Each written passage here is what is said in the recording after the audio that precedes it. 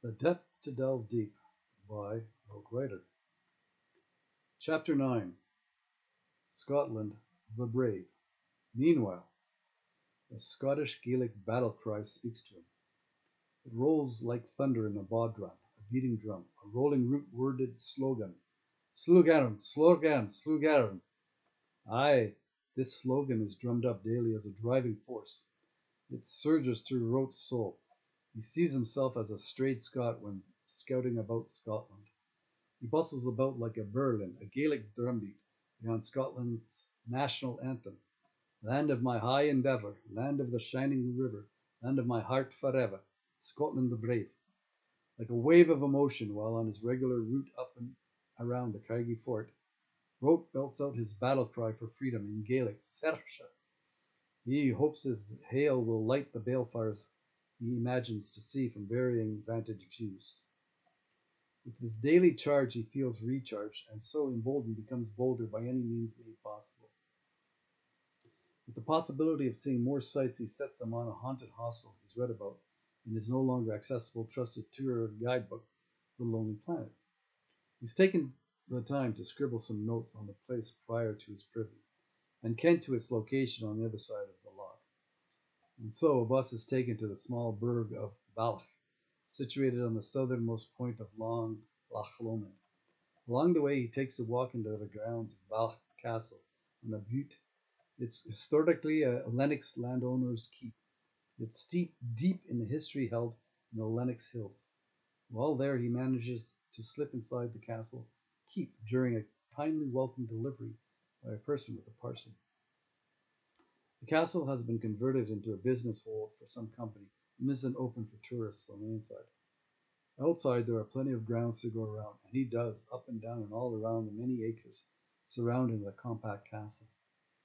Just outside the castle, he senses a stone stuck in a tree just a branch away from Balch Castle. Rote beyond his own reach, from the tip of his toes to the tip of his touch, finds it so. He takes it wondering, who wedges it way up and out of even the keenest bird of flight's sure sight? Rote finds a walled garden, like a secret garden endeared in yesteryear. This one is an unkempt maze. Soon he's seen doing the route by rote. Rote remembers reading a book and seeing a movie based on it, about a mouse in a maze. He sometimes feels like Charlie Gordon in the book Flowers for Algernon by Daniel Keyes. It's about a challenged man who becomes brilliant only to become challenged after failing to find his mind. Rote figures the reasoning behind building these mazes, besides the beauty, is the blessing of being able to find a way through it. He finds his way to the former foundations of the fortress down on the bonny banks of Loch Lomond. He takes the stone he finds stuck in the tree and taps what's to wake up. In his mind, he's trying to find a link to the past.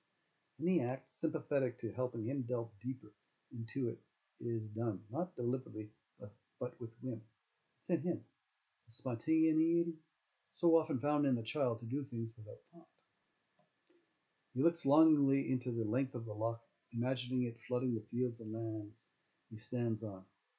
Rote reasons Balch Castle must have been rebuilt up on the butte above because of the flooding, or from the time foreign forces found it far too easy attacking it by the shores of Loch Lomond. Rote comes out of the castle confines and brushes Balch before crossing over a bridge over a waterway at the base of Loch Lomond. After learning directions from a Balach local, he bypasses an Asian restaurant and lands on the Old Luss Road. It runs along the west side of Loch Lomond. He hikes it in the pouring rain towards where a haunted hostel hides. In the hamper-damper deluge, the Dura directive leads by way of a burned-down old building, with an unwelcome pasture passing for a front lawn. He's drawn up the uneven dirt road, leading to the gutted remnants of the dilapidated environment. Chills come up and down his spine. The hair on the back of his neck stands fully erect. He senses the paranormal. It's not a friendly feeling. It's haunted. The closer he comes, the more intense the sensation becomes, and "Be gone!" becomes the anthem of the building's unholy inhabitants. Frightened by the force of fear, his forward march becomes a backward bolt back to the old Luss Road towards the haunted hostel. He continues along and comes upon another castle keep named Cameron House, where once their affairs are held high. He hears their slogan and thinks some Scots have hard histories. Sons of the hounds, come and eat flesh. There, Rote chats with a proud Scotsman, Kent Speckle and kilter kilted in Highland regalia. He welcomes him into the transformed manor and decidedly details the historic house. While chatting, the strong Scot says something a little strange. They start talking about all the wars waged by Britain and scared by Scottish rude regiments over the years like thin red line. A soldier sometimes must act like a murderer.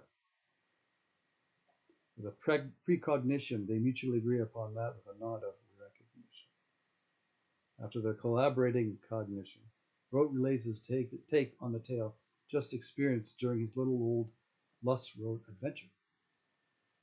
Afterwards, his new friend tells him the burned-down, dilapidated house once was a brothel. The owner is believed to be the one to torture. In the process, perhaps suffers some of the clientele and the ladies of old Luss Road. He understands now why the haunted nature. After a handshake and a mutual nod for all things Scottish, the stately Scot sends him in the direction where the haunted hostel might be. Along he goes, coming upon a construction site. The builder points him back and across the highway where the sought-after haunted hostel earlier catches his eye, though only peripherally in passing. He crosses the highway where speeds and directions driven are dangerous. Speeds only serve to scuttle the scout safely on the side of his search. While walking along the highway towards the hostel in question, Rote realizes how soaking wet he is and has been for most of the day. He's tired. He knows his welcome back to the caravan won't be too accommodating. He walks up the long driveway leading to the mansion, converted into a hostel, hoping it will be open. But crashing there, the night will serve him well. It's not to be. It will not be open until spring, being closed for the winter. You can see the hostel is beholden with two bereaved black canines, barking banefully, 2 or 3 stories up the many-storied mansion. Forlorn, he leaves old Luss Road. The weary waif has no option but backtrack to Bala and bus back to the inn where the unwelcome nature nurtured in the caravan is wearing him out. Just in the caravan, the Scots see him he suspects as kin.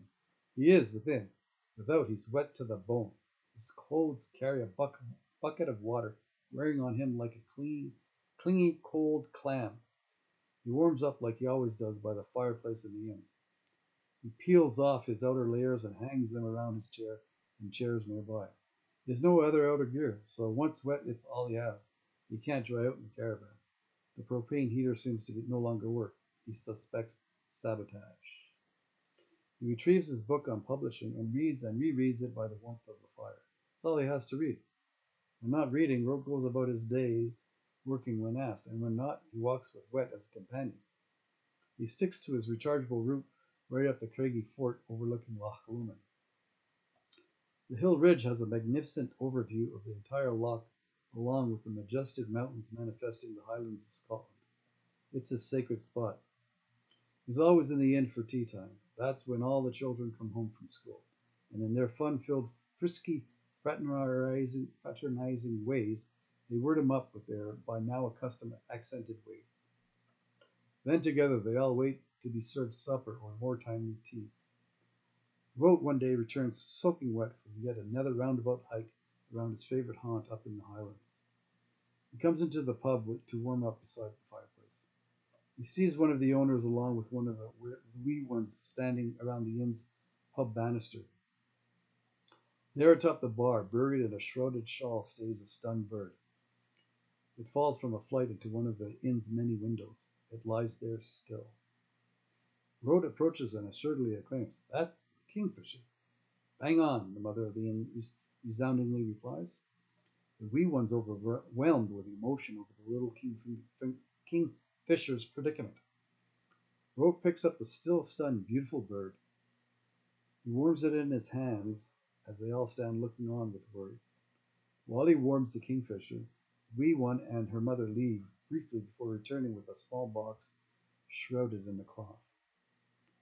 Rote lays the little king in the soft cloth with the solemnity of the shroud of Turin. He holds the box beholden with the bird and smiles upon the fallen kingfisher, hoping it will come around. With wrap and all, he lays the bird in the box near an open window where the weather outside is windy and wet. He hopes that when it awakes, it will fly up and away. The next day, no sign of the bird or wrap is to be found by the window, leaving Rote to believe, without questioning, it flew the coop. Another day, and accordingly attending tea, Rote will regardedly read his book on publishing while waiting to be served another pint Tenet's lager. Tenet's lager. It's a fine and unfortunately addictive substance he suds like a sot. Sometimes he's surely becoming. He has a format for froth fuddling. He always starts with the cheapest shot of Highland spirits, the house whiskey. He learns whiskey is a word wrought from the Gaelic whisky beith, or whiskaba, the water of life. One wonders why whiskey is seen as the water of life. He digs deeper and finds out it arrives from alchemy. And in alchemy, there's an axiom: all things arrive at their purest form through the ancient alchemist's will to distill. Rote figures believers believe in one book, philosophers ponder meanings, scientists search for empirical evidence, alchemists in the search for finding a way to make gold behold the birth of life. The illumination dawns during the distilling of an egg, and lo and behold, what doesn't drip out but water and alcohol, the water of life, whiskey. Whiskey is what Rote gestures for, a famous grouse, a popular mixed blend amongst the local Scotch rather than a pricey single malt whiskey. So there he is for the first time asking for a Scotch when he's promptly corrected and told it's just whiskey. It's not Scotch. It's always called it Scotch. As far as he knows, everyone in North America calls it Scotch. Scots do not call whiskey from Scotland Scotch. It's whiskey. What about Scotch tape? Intrigued by his faux pas, he searches and researches the whereabouts of the term Scotch and where it comes from. He's certain it's a correct coined term. Rote finds out in hindsight the Scotch and Scotch tape gets its name from a Detroit, U.S. auto plant car painter. He's pissed off when the masking tape used barely sticks. The adhesive strip is shortchanged straight down the middle, as in missing in a means to save money. So angry, he yells at a salesman working for the company manufacturing the tape, saying, "Take this tape back to those Scotch bosses of yours and have them put adhesive all over the strip." The manufacturing company takes it to heart and applies adhesive to the entire back strip of the tape and brands the name as Scotch tape, or so the telltale tale. Rote will always remember, when in Scotland, say whiskey to soothe the Scots and not Scotch. So with no shortage of stories, he orders a shot, or more appropriately, a tot to warm up. Then he works his way through 4 or 5 pints of Tenet's lager.